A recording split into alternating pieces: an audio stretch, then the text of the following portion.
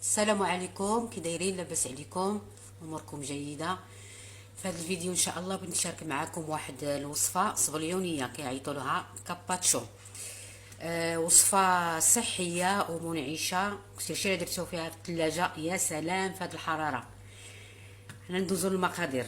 بالنسبه للمقادير، عندنا نص خبزه ديال الزنقه ماشي ديال الدار، كنفزقوها، فلفله خضراء، خياره، 5 ديال المطيشات، بطبيعه الحال كنحيدو لهم القشره ديالهم والزريعه، ربع كاس تقريبا ديال الخل، نص كاس ديال زيت العود، ربعة الفصوص ديال الثوم، والملح على حسب الذوق. انتم تبارك الله راه كتعرفوا القياس ديال الملحه. و وبالنسبه للماء كنديروا تقريبا شي 4 لتر ديال الماء. الطريقه دابا،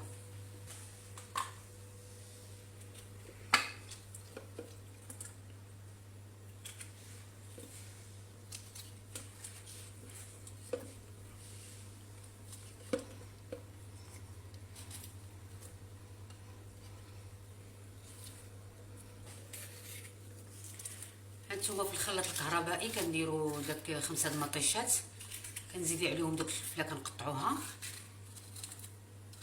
نقطعوها عشوائيا ماشي مشكل.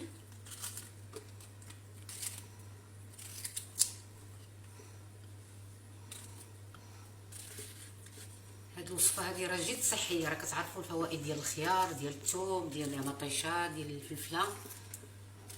انا ديما كنجيبكم غير الوصفات اللي ساهلين وفي متناول الجميع. كنزيدو الزيت،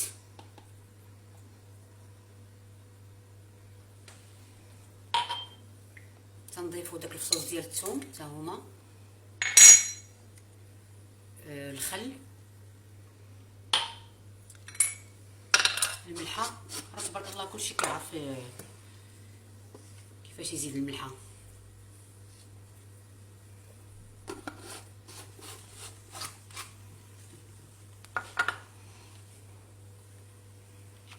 والخبز كنشدوه كما كتشوفوا، تنضيفوه حتى هو للاخر، كتعصروه من داك الماء.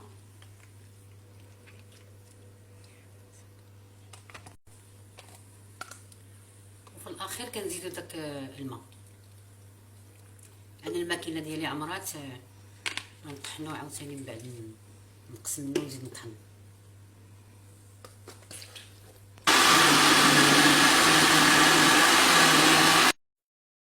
هانتوما من بعد ملي طحناها، الا بغيتي تصفيوها صفيوها، بغيتي تصفيوها خليوها غير هكا. هانتوما شفتوا لا تكستير ديالها كيفاش كيجي القوام ديالها. هانتوما صدقوني ما غتندموش عليها، غير جربوها في هذا الصيف هذه، راه كتجي غزاله بزاف. حتى دخلتوها للثلاجه. ايوا الا عجباتكم هذه الوصفه هذه ما تنساوش تبارطاجيوها مع الاصدقاء والاحباب باش تعمل فائده. وبصحتكم وراحتكم، والى فيديو مقبل ان شاء الله. ديما كنغلط انا في هذه